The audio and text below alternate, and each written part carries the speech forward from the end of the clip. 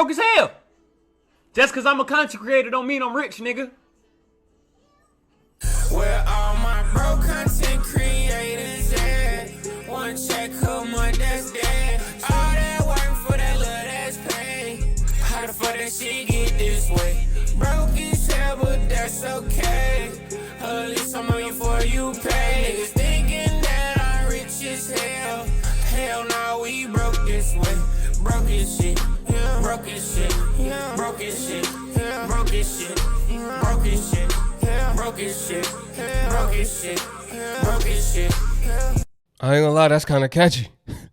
Hey, good little spinoff. But nah, for real, getting that one check a month. What y'all know about that? When you a creator, especially on YouTube, I guess TikTok pay once a month too. You got to know how to manage that money. You got to be a money management magician.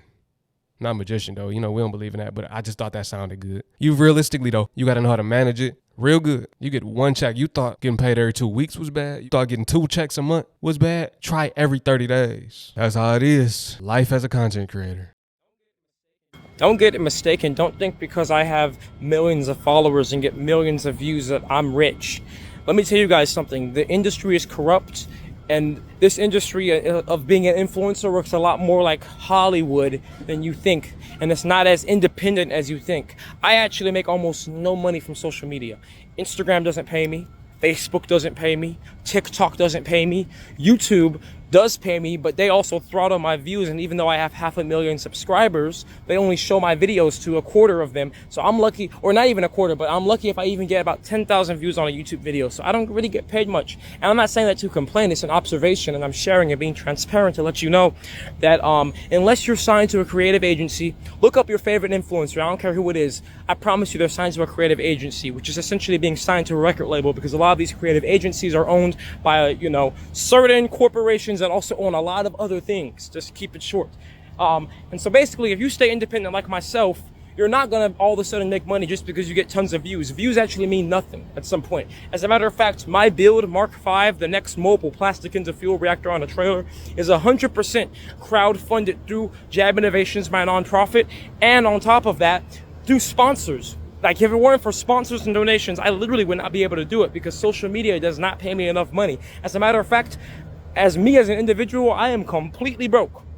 My organizations only have the funds through donations and sponsorships, and of course all of that money goes into the machine. So even my organizations, Nature Jab, Jab Innovations, have no money. Jab Aroma. That's how you actually make money as an actual influencer. You have a brand that you can utilize your following and make a genuinely good product for them to buy. But even Jab Aroma, for me on a personal level, I don't pay myself. I reinvest, I pay my employees, and we keep doing research and development all the time. We keep expanding all the time. I just ordered a 600 kg shipment of shea from Senegal. Another reason why Japon de la France, because of course I'm gonna come out to Africa and probably end up setting Jab Aroma in Africa at some point. But the point is, it's not just something like, oh, you instantly have money. That's just not how it works, because I know tons of people want to be an influencer. Tons of people think it is what it is. I'm gonna tell you guys real. I'll be vulnerable. I'll keep it honest. I'm not gonna lie and try to come off bigger or tougher, like tons of people do. No, it's not some rich thing, because it's business. There's business revenue, business expenses. And if I didn't have Jab Aroma, I literally, on a personal level, wouldn't have any money to pay myself at all. But even with Jab Aroma, I haven't paid myself since January, because my priority is reinvestment and my priority is growth. And that's why I went homeless, because I want to put every dollar I possibly have into my work and into reinvestment. I don't even want to pay myself at all if I don't have to. So that's the truth. Shout out to bro. He turns plastic into gasoline. I've been seeing him around.